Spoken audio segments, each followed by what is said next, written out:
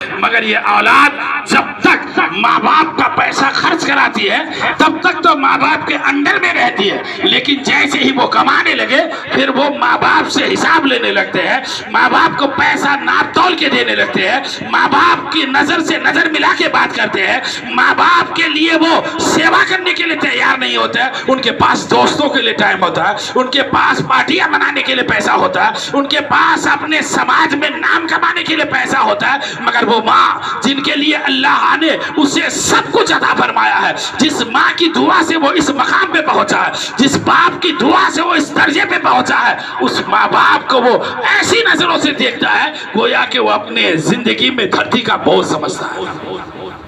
اور ایسی اولاد 1000 حج کر لے، لاکھوں قرآن پڑھ لے، حافظ قرآن ہو، عالم دین ہو، وقت کا مفتی ہو، محدث ہو، بیرسٹر ہو، کسی بھی پوسٹ میں وہ رہتا ہو، کتنا ہی کروڑوں روپیہ راہ خدا میں خرچ کرے، اگر اس کے ماں باپ اس سے ناراض ہیں تو ساری عبادت، ریاضت، تلاوت، نیکیاں اس کے منہ پہ مار دی جائے گی، اس لیے کہ جس کے ماں باپ اس سے راضی نہیں ہے اس سے خدا اور مصطفیٰ بھی راضی نہیں ہے، اس سے اللہ کے رسول بھی راضی نہیں ہے، گویا کہ اس کا حج بھی تب قبول ہے جب اس کے ماں باپ راضی ہے، عمرہ جب قبول ہے جب ماں باپ راضی ہے، تلاوت قرآن جب قابل قبول ہے جب ماں باپ راضی ہے، نماز جب قبول ہے جب ماں باپ راضی ہے، اللہ کے راہ میں کوئی بھی نیکی اس وقت قبول ہوتی ہے جب ان سے ان کے ماں باپ راضی ہوتے ہیں، ورنہ ہر نیکی منہ پہ مار دی جائے گی، اس لیے کہ جس کے ماں باپ ان سے ناراض ہے کائنات کا کوئی شخص نہیں ہے کہ ان کی مغفرت کرا لے،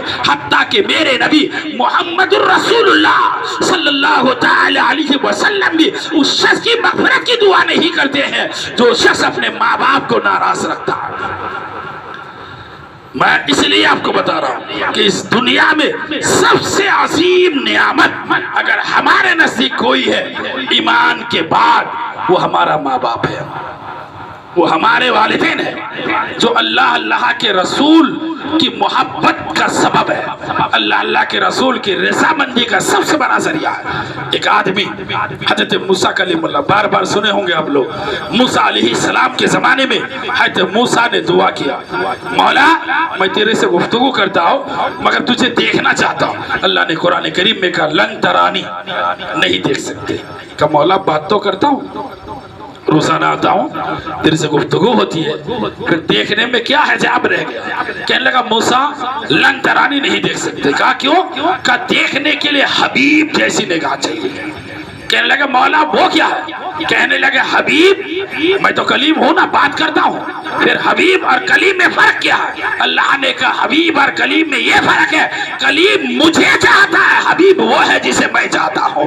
کلیم مجھ سے بات کرنے کے لیے آتے ہیں اور حبیب وہ ہے جس سے میں بات کرنے کے لیے جاتا ہوں۔ یہ حبیب اور کلیم میں فرق ہے۔ کہنے لگا مولا تو پھر اچھا یہ بتا دے کہ میرے ساتھ جنت میں کون رہے گا؟ مولا نے کہا جا فلاں گاؤں کا ایک قصائی ہے، یہ ایڈریس ہے، ماں باپ کا نام یہ ہے، وہ شخص تمہارے ساتھ جنت میں رہے گا۔ مولا میں ملنا چاہتا ہوں، جب مل لے۔ گیا تلاشتا ہوا، وہ شخص ملے، نے کہا اے شخص میں تیرا مہمان ہوں۔ کہنے لگا بیٹھیے، تشریف رکھیے۔ وہ بیٹھ کے دیکھتے رہے، وہ گوشت بیچ رہا ہے، لوگوں کے ساتھ سارا معاملات ہے۔ حضرت موسیٰ دیکھتے رہے، نماز فجر قضا ہے، پڑھی کی نہیں لیکن نماز ظہر قضا ہے، عصر قضا ہے، جو اس کی امت موسیٰ میں نمازیں تھی ساری نماز قضا ہے۔ اس کے بعد کوئی نیکی نہیں۔ پھر وہ شخص تھوڑا سا گوشت لیا اور لے کے گھر گیا۔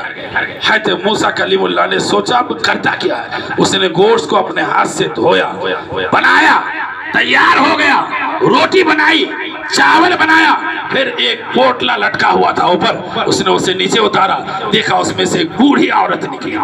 اس شخص نے اس عورت کو اپنے ہاتھ سے نہلایا، صاف پاک کپڑا پہنایا، اس کے بعد انہیں سامنے بیٹھا کے اپنے سامنے کھانا کھلایا۔ ان کے منہ میں زبان दांत नहीं था, आपने अपने मुंह से वो गोश्त चिबाया, नरम करके निकाल के उस बूढ़ी औरत को मुंह में दिया। जब पेट भर के खाना खा ली है तो मूसा से कहा अब आइए आप खाना खा ले। वो बूढ़ी औरत मेरी माँ है, पहले उनका हक है, उसके बाद मेरे मेहमान का हक है, उसके बाद मैं बाद में खाऊंगा। है मूसा ने उनके साथ बैठ के खाना खाई।